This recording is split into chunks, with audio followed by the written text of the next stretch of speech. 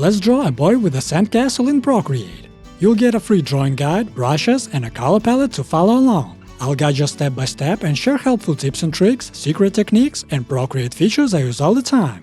To follow along with me, you can download a free file that includes a detailed palette, a reference image, a canvas, a guide, and a paper texture.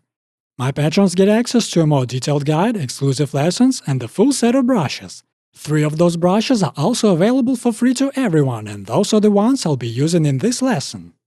Let's create the first layer and pick this color. After that, we'll pick a brush. We'll start with the signature graphite. It's the first of the 3 free brushes.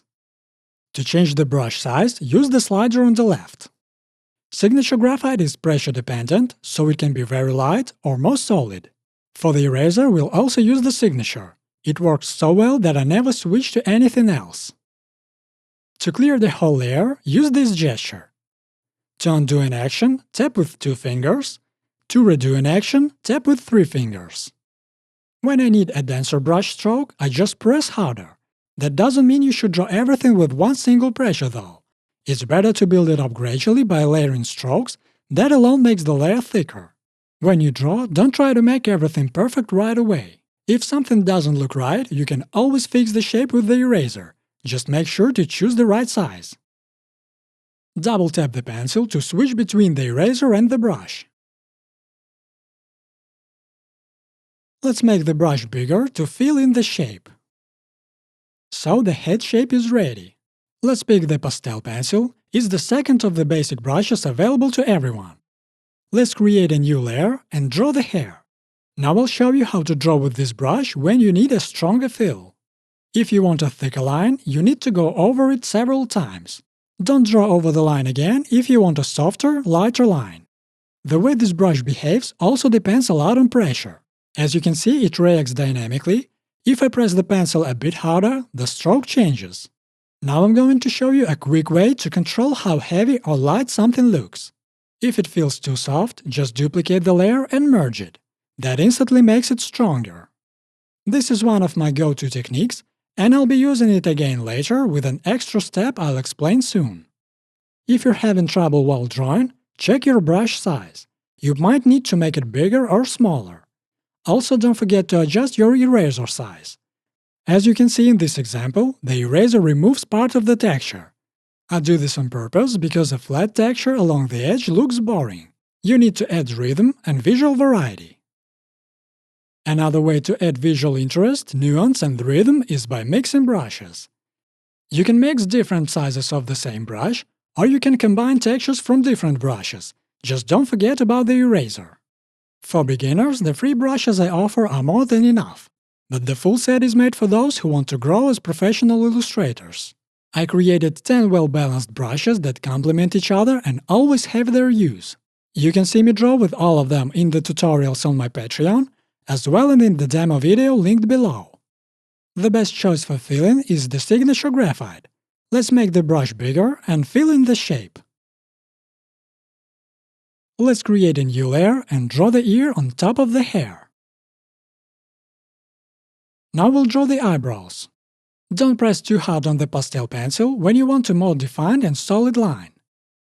If you press too much, it will start showing extra texture. Sometimes it's nice, but not in this case. I use the eraser to tweak the brow a bit and then make it denser. We've got some great tools for distorting shapes. We'll be using them often, so whenever you feel like bending or changing something you've drawn, use the deformation tools.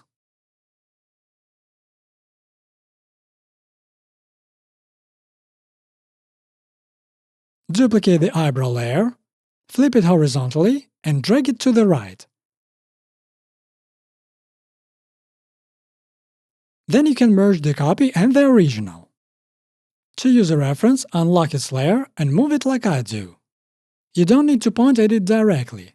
It'll move based on how you move your pencil on the canvas. After moving it, don't forget to lock the layer again so you don't accidentally draw on it.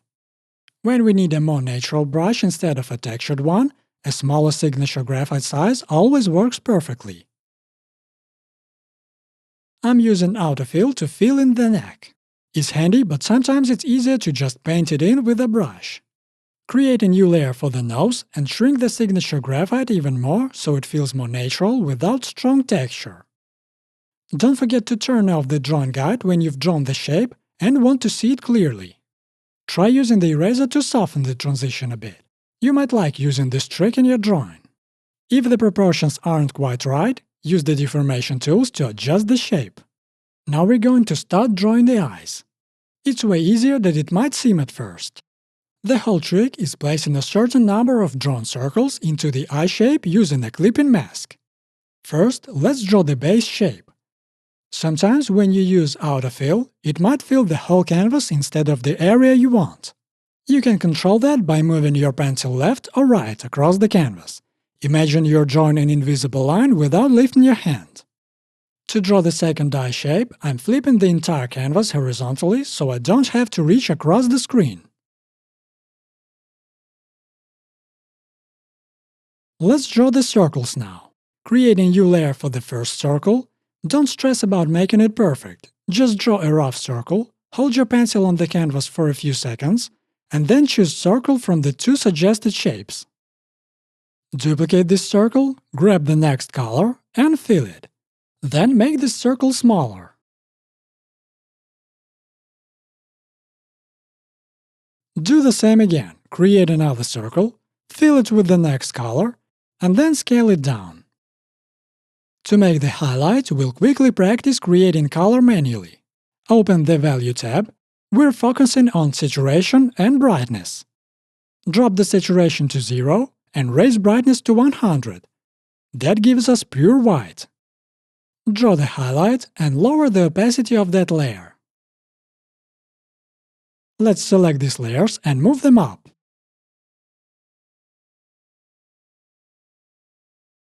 I'll hide the other layers so you can clearly see how the clipping mask works. Select a layer and tap Clipping Mask. Now duplicate each of those layers and move them all to the top.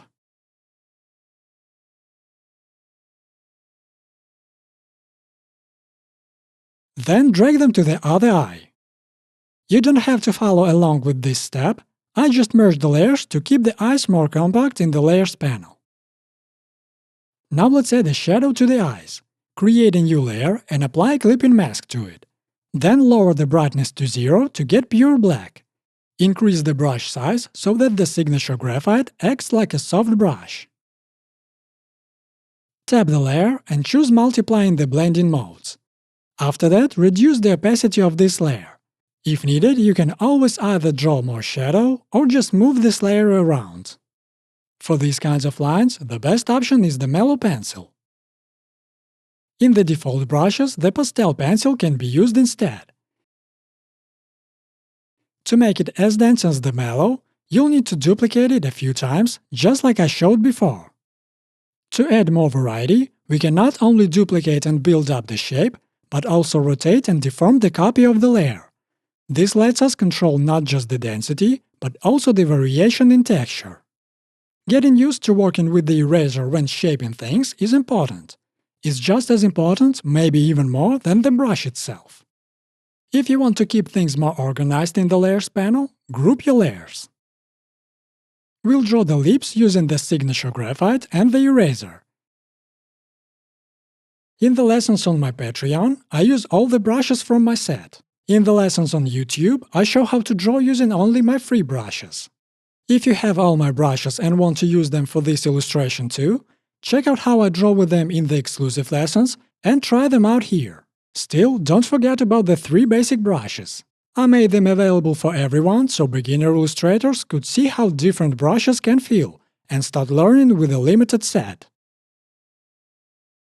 Draw the teeth and apply deformation if needed.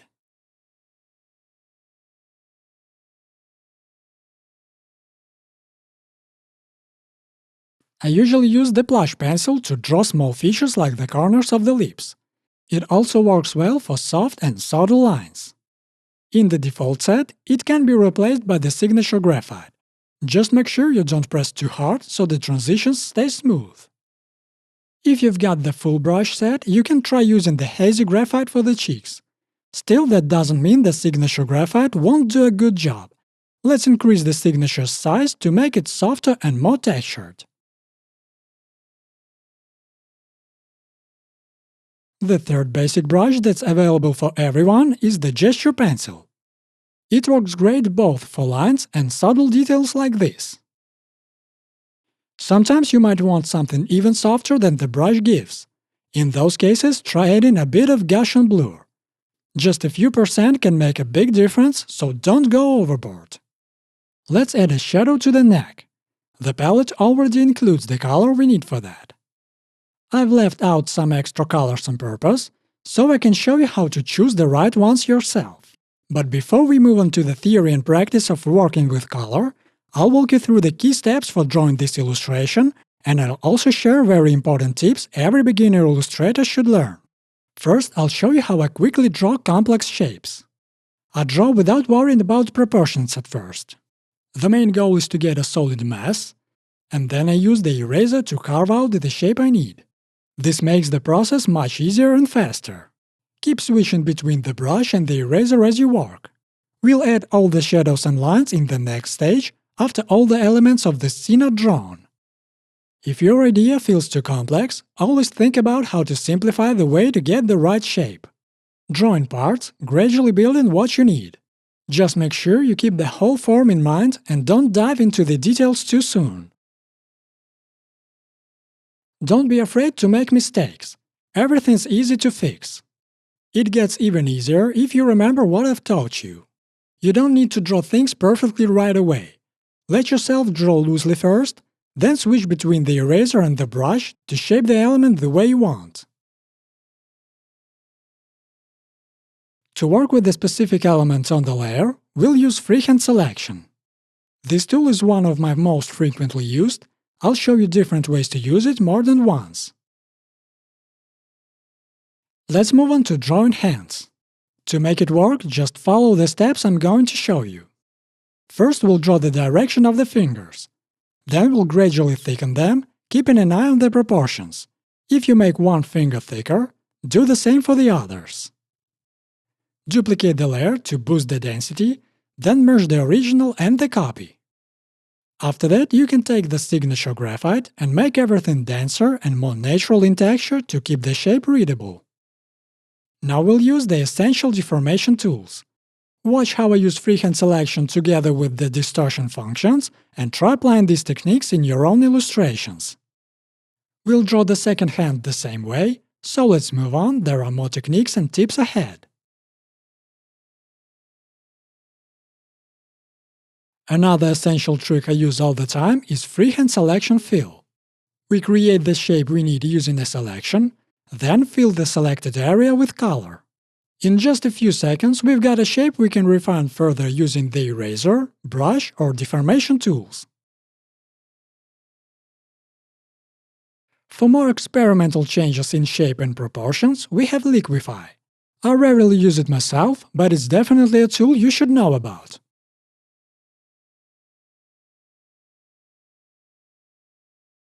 Let's take the pastel pencil, draw a line, and hold your pencil for a second without lifting it. Procreate will straighten the line for us. Now let's use the eraser. Here we draw like in the t-shirt example, using the brush and the eraser. I created a big shape first, then turned it into what I need. We'll draw both legs on one layer. Keep the shape very simple, don't make it complicated. Here I want to show you an important point. I recommend drawing in small fragments. That way, if you make a mistake, you can easily go back as many steps as you need. But if you draw everything in one go without lifting your hand, you'll only be able to undo it back to the moments before you started. So draw in fragments and you won't run into any problems. It's better to use the pastel pencil here and adjust the pressure. Then densify the layer and use the eraser. Draw the rest with the signature graphite and paint the eyes the same way I showed at the start of the lesson using a clipping mask. Here I'll show you how to use the cut and paste function, a must-know trick for any illustrator. We select the area we need using Freeform Selection, Then use this gesture to bring up the menu and choose Cut and Paste. Now the selected area is on its own layer. We can adjust it however we want, or just move the layer up or down in the Layers panel. Here we use the same technique as before, simplifying the drawing process by switching between the eraser and the brush. After watching this lesson, try my tips out in practice if you want to grow as an illustrator. You can memorize my methods, but without practice they won't help much. Some layers need to be on top of everything else, while others go behind the rest. Don't forget you can drag layers up or down if you created one in the wrong place. Let's fill in the background and then draw the cloud. To do this, we'll greatly increase the size of the signature graphite, so the brush becomes very soft. Now let's create a layer behind the cloud and draw a light haze. We'll increase the signature graphite even more and draw with a very light pressure. The haze helps the background feel more solid and unified. If the haze turns out too heavy, you can lower the opacity or soften it with the eraser. It's better to draw small elements larger at first and on a separate layer. That makes the process much easier. Then we simply reduce the size and adjust the shape if needed. Now we are ready to move on to the next chapter of this tutorial, where I'll show you a few more important techniques and teach you how to pick the right colors yourself. Most of the time, to create an additional color, I change the hue by just 1 or 2 steps. 1 step equals 5 degrees. That way the extra color stays close to the original. Then we adjust saturation and brightness. We create a few samples to find the right color. The goal is to make the color not too far from the main one, but not too similar either. Something in between. Let me quickly show you why it's usually not a good idea to take more steps when adjusting the hue. As you can see, the color starts drifting away from the main tone. That creates unnecessary dissonance and tension. But if you're looking to build your own palette, this method is great for that. So let's go over what we just learned. First, in the hue setting, we shift by 1 or 2 steps. That means 5 or 10 degrees. Then we adjust saturation and brightness until we find the shade we need. Sometimes you can make the color intentionally more saturated if you don't feel like tweaking the settings, and then just lower the layer's opacity. I don't do this often. It's better to stick to the method I showed earlier. This is more of a lazy approach. To add a shadow, let's first create a new layer and apply a clipping mask to it. As I mentioned earlier, some extra colors are already included in the palette. Take a look at the color groups I've put together for you, and if a certain extra color isn't there, that just means I'm giving you a chance to practice picking it yourself using the techniques I showed you. The pastel pencil works great for detailing the castle. If you're unsure what to draw, take a look at the reference. Now I'll show you one of my most important techniques, but first let's pick the right additional color by making a few samples like before. First we'll pick the color and start by adjusting the hue. Then fine-tune the saturation and brightness. If you're having trouble picking a color, just go with the same settings I'm using. One of my favorite techniques is to completely fill the layer with the color I need, apply a transparency mask to it, make it fully invisible using black, and then paint on the mask using white. In the mask, we draw only with white and black. To switch between them, tap and hold the color icon briefly. This lets me freely switch between colors without worrying that the carefully picked one will get lost among the rest. Using this method, we can switch to any other color, then simply return to the layer's mask and paint with our chosen color by using white. If you enjoyed this tutorial, give it a thumbs up, share it with a friend, and subscribe so you don't miss new tutorials on my channel. Thanks for watching, see you soon!